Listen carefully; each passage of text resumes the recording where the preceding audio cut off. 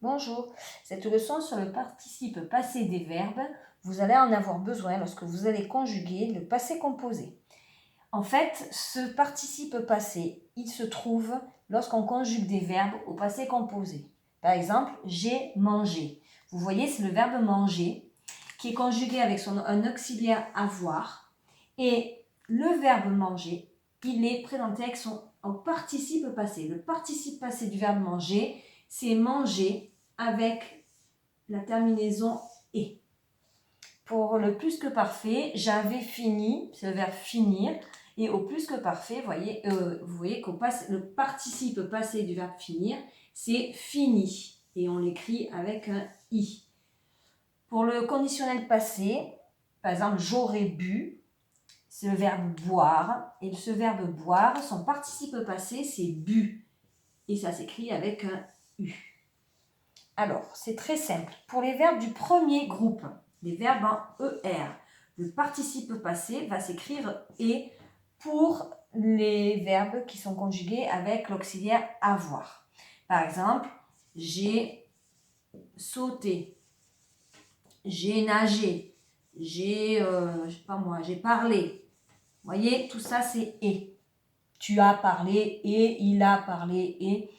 Pour les verbes du deuxième groupe, les verbes en ir, ils vont faire leur participe passé en i.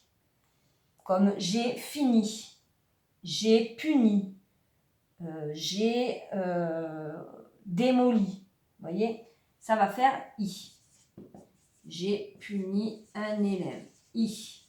Tu as puni, i. Il a puni, i. Nous avons puni, i. Etc. En ce qui concerne les verbes du troisième groupe, vous avez les verbes en war, comme voir, comme pouvoir, comme vouloir, qui vont faire leur participe passé en u. Par exemple, j'ai vu, u. J'ai pu, u. J'ai su, le verbe savoir, j'ai su, u, etc. Pour les verbes en re, par exemple, le verbe mettre. Alors là, vous voyez, ça va être is. Alors, par exemple, j'ai mis ma jupe. J'ai mis is, ma jupe.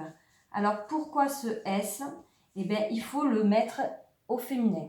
Par exemple, vous dites elle est mise. Et comme on peut dire elle est mise, eh bien, je mets un s. Par contre, vous voyez, alors elle est mise, elle est prise, donc j'ai pris is. Par contre, pour le verbe, par exemple, faire, j'ai fait. Là, vous voyez, on ne dit pas elle est faise, on dit elle est faite. Donc, du moment qu'on dit qu'elle est faite, eh bien, je vais mettre un T.